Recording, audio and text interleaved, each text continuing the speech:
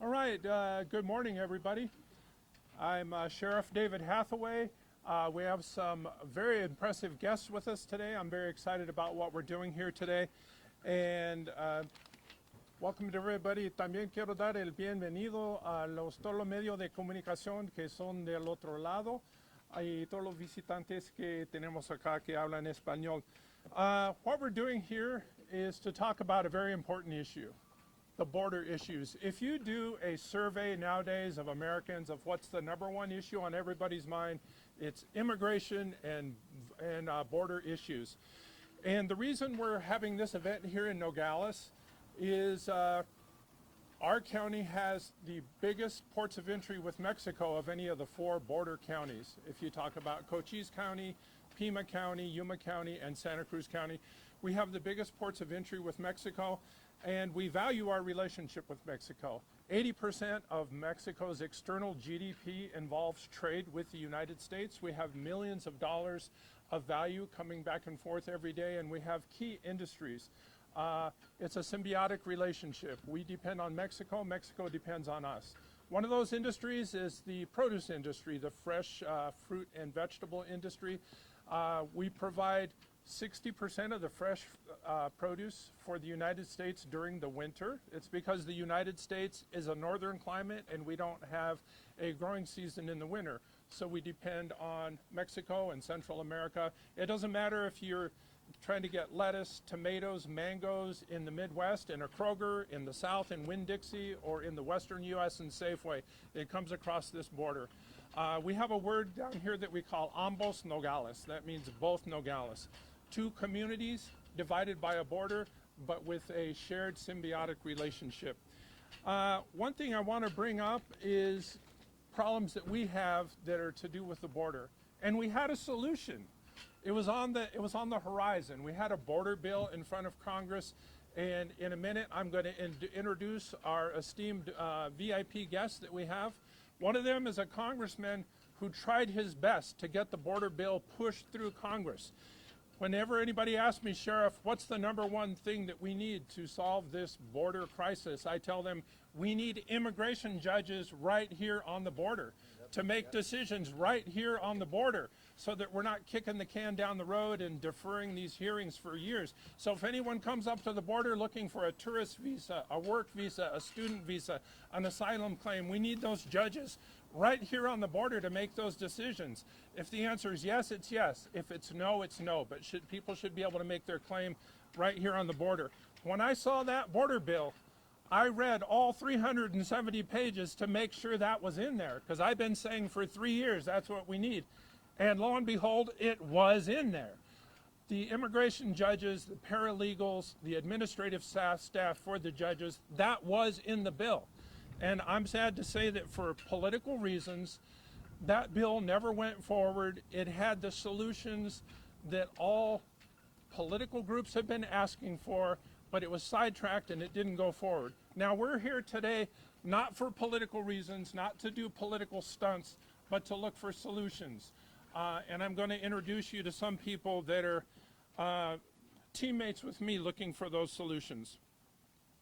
I have with us today U.S. Congressman Ruben Gallego, who is the District 3 Congressman from Arizona. He served in that position for years, and before that as a state legislature for years. And he is serious about looking for border solutions, not political stunts, not sidetracking a bill in front of Congress that would solve these problems, but instead looking to get those solutions and not worrying about who gets credit for them. And after that, we're going to have Attorney General Kris, but it is my great honor to turn the podium over to my good friend, Congressman Ruben Gallego. Gracias. Thank you. Thank you, Sheriff, Attorney General, Mayor, County Supervisors, for really, number one, welcoming me back again. You've been very open for the last couple of years that I've come and visited, and really it's been a pleasure, especially with Mayor Maldonado and County Chair Manny Ruiz for always standing with our border communities. And of course, it's been a pleasure working with Attorney General Kris for the last couple of years. We are very lucky to have her in Arizona. You know, we first need to recognize how we got here. When Title 42 ended, we heard directly from law enforcement, sheriff, county sheriffs, line, border patrol also, that through no fault of their own, they were unequipped to deal with impending increase in arrivals at our southern border.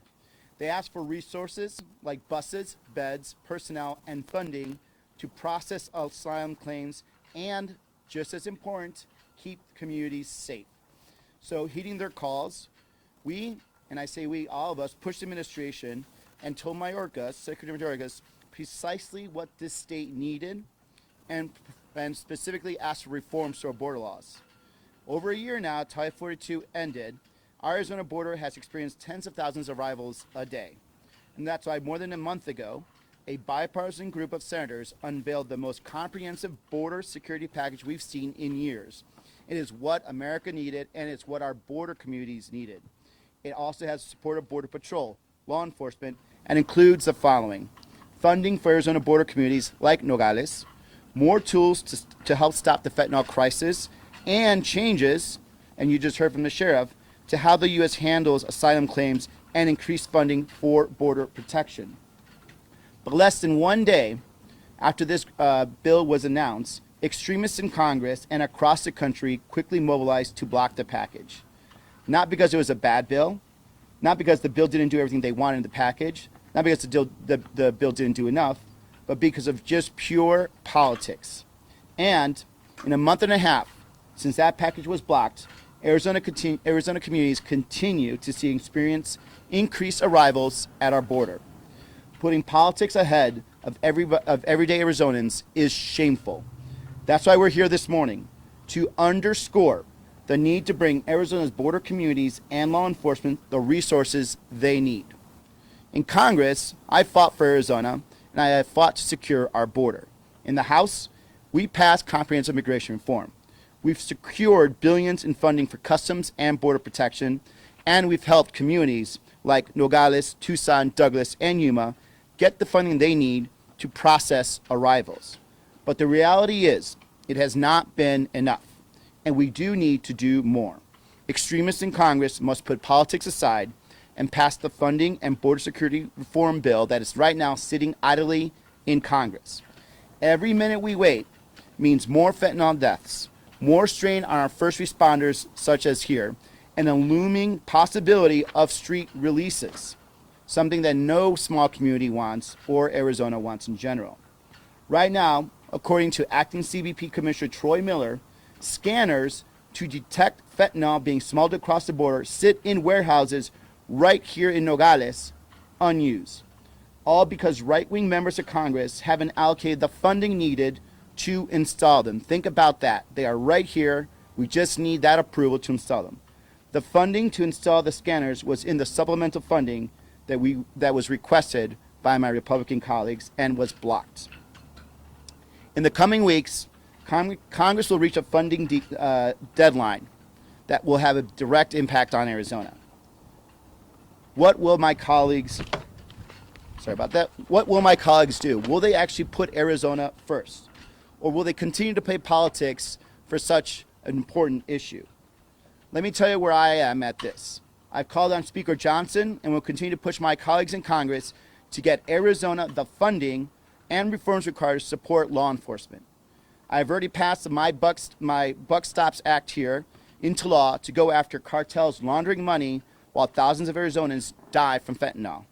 And I'm fighting with Democrats and Republicans alike to reform our broken immigration system so we can secure our border, streamline our immigration process, and support our first responders on the front lines of this crisis. It's past time extremists control the narrative around the border. They've shown they'd rather score political points than to have a solution. We must silence their noise, get to work, and deliver lasting results for Arizona border communities and our law enforcement. I'm committed to doing that, and I will continue to do that. With that, I'd like to introduce a fighter for Arizona, the person who is the Chief Public Safety Officer of this state, Attorney General Kris Thank you. Good morning, everyone. I want to first start by thanking Congressman Gallego, Sheriff Hathaway, the mayor, our supervisors here for their ongoing efforts to protect our border communities. Arizona has been flooded with cheap and deadly fentanyl in recent years, with over half of the fentanyl seized in the United States in 2022 and 2023 being seized right here in Arizona. The cartels are using our ports of entry and the border as their personal postal service to send fentanyl to the rest of the nation. And this is happening while high-tech scanning equipment that could help stop the flow of fentanyl is sitting unused in government warehouses. Again, as the congressman just said, it is sitting in government warehouses in our communities here at the border unused. Picture that. High-tech scanners that can x-ray vehicles and discover fentanyl more efficiently, sitting unused, just taking up space. It is insane and it is shameful, because the extremists in Congress have decided that doing nothing is better for them politically than working on solutions that would save lives. And I think the trains agree with me on that. Last summer, I met with Vice President Harris to discuss. Might wait for them to go by. Yeah, well, hang on. Okay. We'll stop here in a bit. Last summer, I met with Vice President Harris to discuss Arizona's fentanyl crisis. I explained the need to fund high-tech equipment that could detect and stop fentanyl from entering Arizona through our border with Mexico. She agreed, and President Biden included hundreds of millions of dollars in his budget to do just that. The federal government has the equipment. It is ready to go. And that is why I was shocked by recent reports that these scanners cannot be put to good use because Congress has failed to provide funding to install the equipment. It is beyond ridiculous. Arizona families every day are losing loved ones to this crisis of fentanyl. We have Arizonans dying every day for no reason at all, when we have scanners that could prevent this fentanyl from entering the country sitting right here in warehouses. You know, I want to talk a little bit also about why these scanners in particular are so essential. Most of the fentanyl coming to this country, again, flows through ports of entry in cars, in trucks, in vehicles. And discovering fentanyl at the ports is extremely difficult. It's a different animal than other illicit drugs. Its potency means that the cartels can package it up in nondescript items that are easier to hide. The non-intrusive technology is a game changer for stopping fentanyl from flowing across the border. And beyond these scanners, we should be looking at other technologies like AI as solutions to stopping the flow of this drug. Congress needs to work together and fast. It's unconscionable for the Republican majority in Congress to sink the bipartisan border agreement that Congressman Gallego mentioned, one that conservatives helped to negotiate, all for perceived political gains in an election year. Time and taxpayer dollars are being wasted while lives are at risk. Now, I want to talk a little bit before I close about the health and safety crisis of fentanyl. This devastating public health crisis has wrecked communities in Arizona, harmed families, and it has pushed the drug overdose deaths in Arizona to astronomical heights. Fentanyl overdoses are the leading cause of death for Americans between the ages of 18 and 45. And cartels are now even targeting teenagers on social media with these cheap and deadly pills. And Arizona is seeing fentanyl overdoses in children as young as 14 years old. Indeed, the DEA estimates that now 7 out of 10 fentanyl pills contain a lethal dose. A lethal dose. So my office will continue to fight the drug cartels aggressively, but we need our elected officials, our elected representatives, to step up and do their part to protect our communities. I am so very grateful to Congressman Gallego for fulfilling that duty to Arizonans. His office immediately contacted me after I sent a letter a couple of weeks ago to our state's congressional delegation raising concerns about this unused technology. So I'm calling on Congress to follow Representative Gallego's lead, set aside politics, and let's work together to fund the installation of this critical technology, these scanners that are sitting in warehouses, and other solutions to help us save the lives of Arizonans. And now we'd be glad to take your questions. For both Mr. Gallego and Ms. Mays, Mr. Gallego, you have one vote. And is there anything you could do to magnify the impact of that vote to make this happen? And Ms. Mays, do you have any legal leverage to compel the release of some of these resources you're hoping for? Well, right now we're going through the budget process, and so we're pushing at least for this funds to be released at least through the budget problem. Again, politics is holding up the budget when it comes to border solutions. And the thing that I'm really annoyed by is that politicians that aren't from border communities, do not understand border communities, aren't from border states, aren't looking at this problem and trying to find a solution. They're looking at this problem and trying to find a political win. And that does not help Arizona. And so we're going to use our votes when it comes to the budget to try to get this moving again. And certainly any other opportunity, we're going to do that. I've been on the Armed Services Committee now for 10 years. I've used that process also to put in anti-fentanyl and anti-cartel legislation, since that actually passes more so than some other legislation. So we're going to continue looking at those options also. Yeah, it's a great question. I would say this. Obviously, I feel strongly about this, and I think it is incredibly sad, but also outrageous that Arizona families are having to deal with this.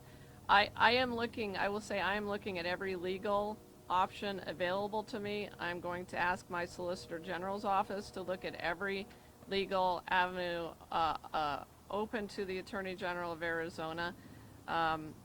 Right now, though, it looks like this is federal money. This is equipment that the federal government needs to implement, and that's why we're here today. And I think Congress just needs to follow the lead of Congressman Gallego and get it implemented. Representante Gallegos, ¿qué pasaría si no se toma acción en este momento? ¿Qué tan importante es que se busque la aprobación de este budget para poder tomar acción en las comunidades fronterizas? Mira, es mucho importante porque estas ciudades aquí no tienen los fondos para trabajar con la situación que están aquí. Están usando los impuestos que ellos usan para pagar para la policía, pero no hay suficiente dinero que viene del gobierno federal para ellos. Es importante que traemos dinero federal para estas comunidades para que ellos puedan trabajar todavía, para traer la seguridad que necesita la comunidad. Número dos, todavía hay un problema que viene cuando están cruzando los inmigrantes peleando por asilo. Necesitamos tener los jueces aquí para dar decisiones más rápidamente, porque así podemos parar más atentos a cruzar la frontera. Si las personas que vienen aquí preguntaban por asilo, saben que van a tener una decisión muy rápidamente, no van a venir a la frontera. Pero si el sistema que está ahora, que está quebrada, van a continuar llegando aquí y va a ser mal para estas comunidades aquí que no tienen suficientes fondos para trabajar con ese problema. Ahorita han dicho que estamos viviendo una crisis, pero podría empeorar si no se toma acción. Sí, claro que se puede ser más peor, pero lo que tenemos que entender que sí podemos mejorar esta situación. Tenemos la comunidad que quiere tener, hacer las cosas que necesitan para asegurar su comunidad. Tenemos miembros del Congreso que tenemos los fondos para hacer algo, para combatir contra el fentanil, contra los carteles. Pero es la política que está parando esto. Hay políticos, especialmente extremos que son republicanos, que no quieren una solución de la frontera, nada más quieren usar la crisis de la frontera para asistir en la política de este año. Thank you for visiting us here in Nogales. I'm a wife of a Border Patrol agent. Thank you.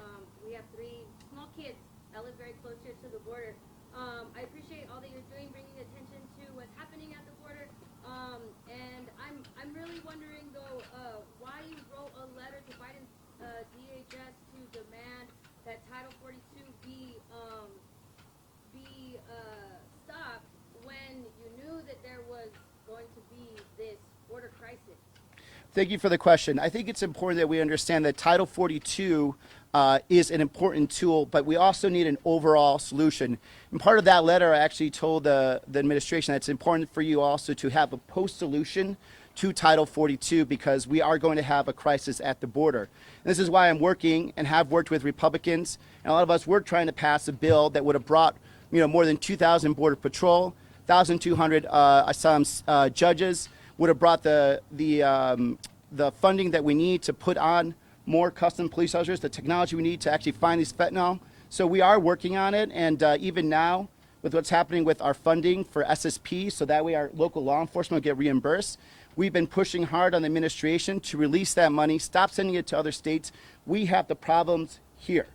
The people that are suffering it are seeing it every day here, and the police here, our public safety, are not getting the funding that for them to continue the work that they need to do. And I'll continue to push this administration for them to fix that. And thank the lady behind you. Oh, sorry. And then we go back. She was next. Over here. Oh, yes, ma'am. Hi, thank you for coming down to Nogales. Benefits County really in the 11th hour with the March 31st deadline approaching for the federal funding to run out. Yes. If it doesn't come through, I mean, is there anything the county can fall back on, like an emergency declaration? One homeless shelter and Yeah. 30 maximum. So this is the point of that. It is not fair that Santa Cruz County has to come up with something for funding when it's the failure of the federal government. And we have failed Santa Cruz County, and I say we, Democrats and Republicans, through multiple administrations, Obama, Trump, and in Biden now, to have the proper funding to secure the border and to have immigration reform, 2 things I think you need back to back. And it's not fair that when Mayor Maldonado, the sheriff, have to use their men and women and they don't get reimbursed from the federal government, that they have to find the tax base. So we can, there's a lot of options right now. I have been calling the administration, talking to officials there, talking to Mayorkas, lobbying FEMA also for them to understand the seriousness of the situation. FEMA, for some reason thinks that this is outside their purview, which is BS. They need to unlock those funds. It is not fair to border communities. It's not fair to the families that are working down here. They need to have safety and deserve it. Emerging declarations can do that, but at the same time, then it makes it very difficult for some of our border communities that want to attract business. Because a lot of people, when they see Arizona and you say declare an emerging declaration, they think that we're in a war zone here. We are not. This is a crisis. This is a problem. The federal government needs to answer for it. They need to back up our local communities. But we can do that right now with the funding that we have, and they just need to move fast on it, and I will continue pushing on that. Thank you. We'll take a last question. So in regards to the FEMA money or the SSP money, is that the same pool as what the NGOs are currently lacking? I mean, when you say that that's in the law enforcement, Yes. effort for No, and that's another problem is that our law enforcement and public safety, unless they're taking part in Stone Garden, a separate fund, they don't get reimbursed for public safety. So whenever our fire department goes out, our ambulances go out, a lot of times if they're taking care of one of these migrants with a health situation, which we should, we're humane, they don't necessarily get reimbursed for that. So we actually, my office and I authored a bill so that way they can get reimbursed for that. On the public safety side, I think you guys are still using Stone Garden. But if that ever runs out, every time our public safety officers are involved in any funds used for law enforcement regarding asylum seekers or people that are entering the country illegally, they're not going to get reimbursed for that. So what we are trying to do is to make sure that we have the money coming into that NGOs, so that way, more importantly, because this really matters to small communities, that we don't see street releases down here, because a street release would be something that Mayor Maldonado just does not have the resources to deal with. No small community has resources to deal with it. And so right now we have a process that stops that keeps pressure off these small towns, and more importantly, pressure from their tax base. And it's ridiculous that the funding is going to dry up. It should not dry up. This is a very hard thing for these communities to do, but all it takes is the administration to stop their bureaucratic ways and release the money to Pima County, Yuma County, which are the fiscal agents for that. Thank you so much, everybody. Appreciate it. Gracias.